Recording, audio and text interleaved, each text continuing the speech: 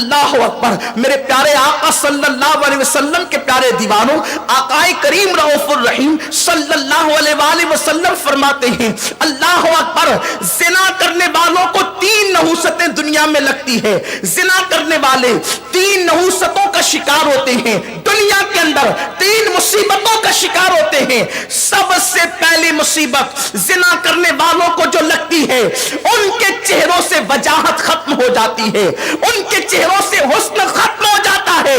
آج نوجوان حسین و جمیل بننے کے لیے کتنی تگ و دو کرتے ہیں، کوئی صابن استعمال کر رہا ہے، کوئی چہرہ بنا رہا ہے، کوئی کہیں جا رہا ہے، کوئی کہیں جا رہا ہے۔ خوبصورتی کے چکر میں انسان ہزاروں روپے خرچ کرتا ہے، مگر سن لو، زنا کے اڈوں کو آباد کرنے والوں، اللہ کے رسول نے فرمایا جس کی چوکھٹ سے حسن کی خیرات تقسیم ہوتی ہے، وہ رسول فرماتے ہیں زنا کرنے والوں کے چہروں سے اللہ تبارک و تعالی جو ہے وہ وجاہت کو چھین لیتا ہے، حسن کو ختم کر دیتا ہے، نورانیت سلب کر لی جاتی ہے۔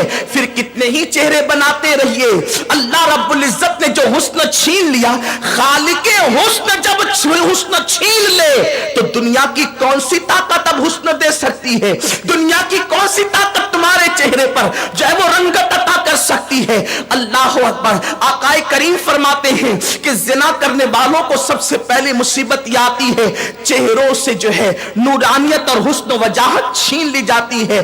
آج لوگوں کا حال یہ ہے، شادیوں میں چلے تو چہرے بنا کر چلے، ولیمہ میں چلے تو چہرے بنا کر چلے، محفلوں میں چلے تو چہرے بنا کر چلے، مگر یاد رکھیں اداسی جو قدرت کی طرف سے چہروں پر چھائی ہے، وہ چہرے بنانے کی بنیاد پہ ختم نہیں ہو سکتی۔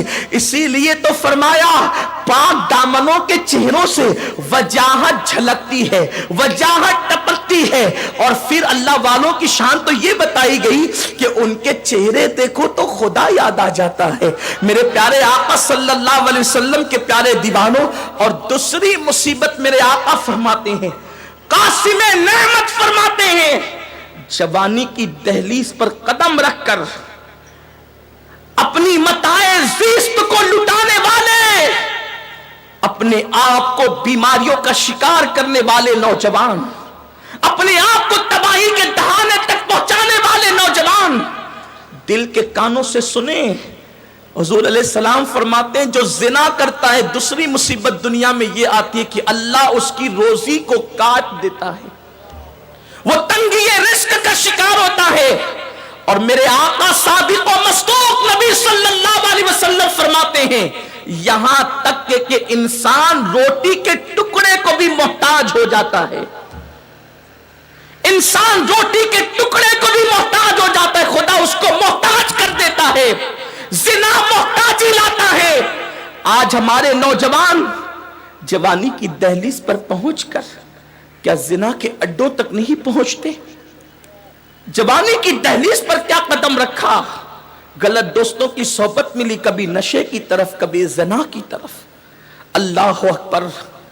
یہاں تک فرمایا میرے آقا صلی اللہ علیہ وآلہ وسلم نے کہ زنا کرنے والا آج نہیں تو کل اگر وہ توبہ نہ کرے، وہ روٹی کے ٹکڑے ٹکڑے کو محتاج کر دیا جائے گا۔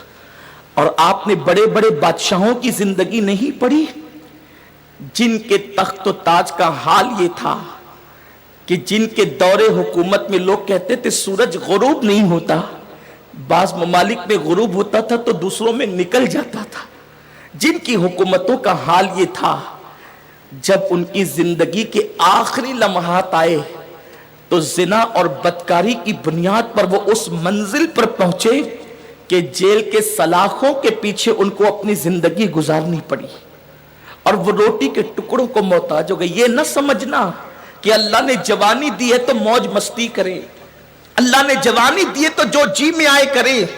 اللہ نے جوانی دے کر چھوڑ نہیں دیا، ہر چیز کا ایک بار حساب ہو رہا ہے قیامت میں، اور جوانی کا 2 مرتبہ ہو رہا ہے۔ جس جوانی کا حساب اللہ نے جوانی ایک بار دے کر 2 بار حساب لینا ہے، اس جوانی کو کتنی احتیاط سے گزارنا ہوگا۔ میرے آقا فرماتے تیسری نحوست زانی کو یہ پہنچتی ہے کہ اللہ اس کی عمر کو گھٹا دیتا ہے۔ لوگ سوچتے تھے پہلے کہ عمر کیسے گھٹتی ہے زنا کی وجہ سے، لیکن ایڈز کے مرض نے بتا دیا کہ جس کو وہ مرض ہوتا ہے عام طور پر 6 مہینے کے اندر انسان دنیا سے چلنے کی تیاری کرنے لگتا ہے۔ میں نے اپنی اس زندگی میں اس عمر میں، اتنی عمر میں 35 سالہ عمر میں 2 مریضوں کو، ایڈز کے مریضوں کو دیکھا۔ میں نے ان کو اس حالت میں مرتے دیکھا کہ جب وہ قے کرتے تھے تو ان کے منہ سے پاخانہ نکلتا تھا۔ 2 لمحے کی لذت کے لیے انسان اپنی دنیا بھی تباہ کرتا ہے اور اپنی آخرت بھی تباہ کرتا ہے۔ ہمارے نوجوان یہ تصور کرتے ہیں ہم زنا کر رہے ہیں تو اس سے کیا ہوگا، کون کیا کر لے گا۔ سن لو، صادق و مصدوق نبی صلی اللہ علیہ وسلم نے 1450 سال پہلے بتا دیا، روٹی کے ٹکڑوں کو بھی ترس جاؤ گے اور زندگی بھی کم ہو جائے گی، زندگی بھی مختصر ہو جائے گی، جوانی کی بہاریں نہ دیکھ سکو گے اگر اس فعل بد کے اندر مبتلا ہوئے۔ اور میرے آقا صلی اللہ علیہ وسلم نے تو یہاں تک فرمایا، ذرا دل پر ہاتھ رکھ کر لرزتے ہوئے دل سے میرے آقا کا یہ فرمان سن لے۔ آقا فرماتے ہیں جب کوئی زنا کرتا ہے وہ اس وقت مومن نہیں رہ جاتا، اس کے سینے سے ایمان نکل جاتا ہے اور اس کے سر پر چھتری کی طرح سایہ فگن ہو جاتا ہے۔ اگر اسی حالت میں اس کا انتقال ہو جائے تو وہ اللہ کی رحمت سے محروم کر دیا جاتا، بلکہ قیامت کے دن تو اللہ زانیوں پر نگاہ رحمت بھی نہیں فرمائے گا۔ اور آقا کریم صلی اللہ علیہ وآلہ وسلم فرماتے اللہ نے شرابیوں پر جنت کی خوشبو بھی حرام کی ہے اور جنت کی نعمتیں بھی حرام کی ہے۔ بڑی بلا، اتنی بڑی بلا زنا کیا ہے؟ میرے آقا فرماتے ہیں شرک کے بعد سب سے بدترین گناہ اگر کوئی ہے تو وہ زنا ہے، اور زنا کی بدبو سے کائنات بھرتی جا رہی، نوجوان زنا کی طرف بڑھتے جا رہے ہیں۔ آج کل لوگ نعتوں پر پابندی لگانے کی بات کرتے ہیں، آج کل لوگ حضور کے حسن پر، حسن کے بیان کرنے پر پابندی لگانے کی بات کرتے ہیں۔ بڑے بڑے اسکالر چیخ رہے ہیں زنا مت کرو، بڑے بڑے اسکالر باتیں کر رہے ہیں زنا سے قوم کو روکو، لیکن یاد رکھیں اس سنی اجتماع کے ذمہ دار منبر سے فقیر قادری عرض کرنا چاہتا ہے اگر دنیا میں زنا کا خاتمہ کرنا ہے تو الحمدللہ اس کا بہترین علاج اسلام کے پاس ہے اور صرف اسلام کے پاس ہے۔ کیا اس کا علاج ہے؟